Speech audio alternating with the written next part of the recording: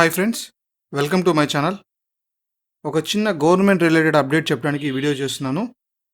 Post matric scholarship scheme, దీన్ని ఇదివరకు విద్యా దీవెన అని కూడా పిలిచేవాళ్ళు. దీనికి సంబంధించి 2025-26 సంవత్సరానికి గాను వెరిఫికేషన్స్ స్టూడెంట్స్కి 5 స్టెప్ వెరిఫికేషన్ ప్రాసెస్ అనేది స్టార్ట్ అయింది. సో ప్రతి ఒక్క విద్యార్థి వాళ్ళ సచివాలయంలో అటెండ్ అయ్యి ఈ వెరిఫికేషన్ ప్రాసెస్ అనేది కంప్లీట్ చేయించుకోవాలి. కంప్లీట్ చేసుకున్న విద్యార్థులకు మాత్రమే స్కాలర్షిప్స్ అనేటివి మంజూరవుతాయి. ఏ విద్యార్థి అయినా వెరిఫికేషన్ కంప్లీట్ చేసుకుంటే కంపల్సరీ స్కాలర్షిప్ అనేది పడదు. ఓకేనా? ఇది కంపల్సరీ వాళ్ళ యొక్క సచివాలయంలో అటెండ్ అయ్యి దానికి సంబంధించిన డాక్యుమెంట్స్ ఇచ్చి వెరిఫికేషన్ అనేది కంప్లీట్ చేసుకోవాలి.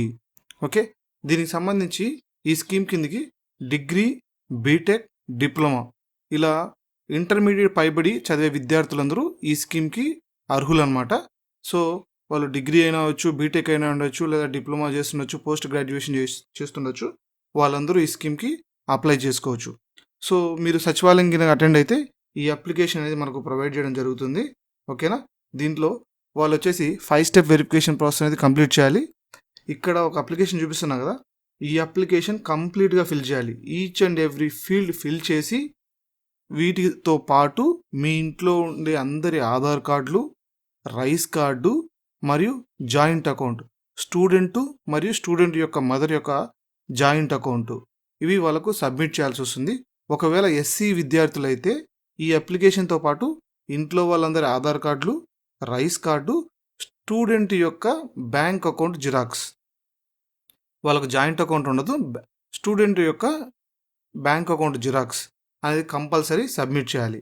ఇంకొకటి, బ్యాంక్ అకౌంట్ సబ్మిట్ చేసేప్పుడు మీ యొక్క ఆధార్ కార్డులు మీ బ్యాంక్ అకౌంట్ లింక్ అయిందో లేదో ఒకసారి చెక్ చేసుకోండి. ఎందుకంటే ఎన్పిసిఐ లింక్ అంటారు అన్నమాట. దాన్ని ఎన్పిసిఐ లింక్ కనుక కాకపోతే మీకు స్కాలర్షిప్ డిపాజిట్ అవ్వదు.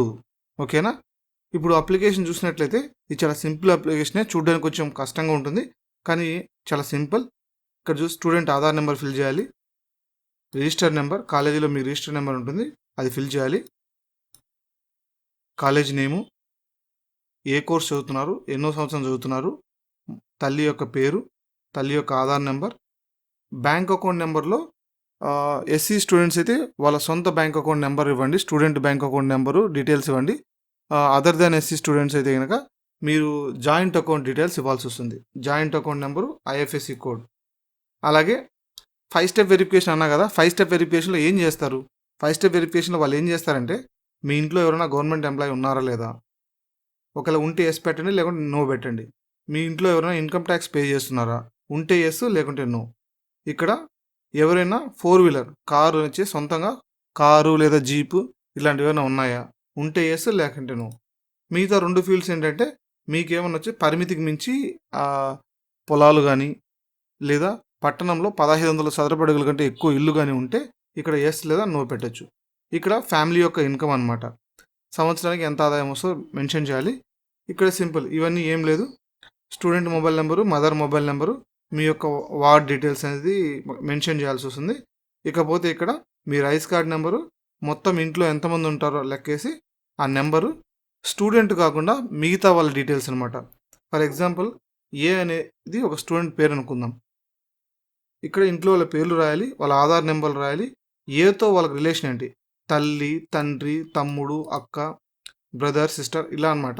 వాళ్ళ కంప్లీట్ డీటెయిల్స్, వాళ్ళ పేరేంటి, ఆధార్ నెంబర్ ఏంటి, వాళ్ళ వయసు ఏంటి, ఆడ మగ, వాళ్ళు స్టూడెంట్కి ఏమవుతారు, వాళ్ళు ఏం చదువుకున్నారు, ఏ పని చేస్తున్నారు, మొబైల్ నెంబర్, ఇవన్నీ ఫిల్ చేసి వాళ్ళ ఫాదర్, మీ స్టూడెంట్ సిగ్నేచర్, ఫాదర్ సిగ్నేచర్ తీసుకొని ఇంట్లో వాళ్ళందరూ ఆధార్ కార్డులు, rice card, bank account details జత చేసి సచివాలయంలో సబ్మిట్ చేయాలి. ఇలా వెరిఫికేషన్ కంప్లీట్ చేసుకున్న విద్యార్థులకు మాత్రమే స్కాలర్షిప్ అనేది మంజూరు అవుతుంది. సో ఇది ఎవరు మిస్ కావద్దు.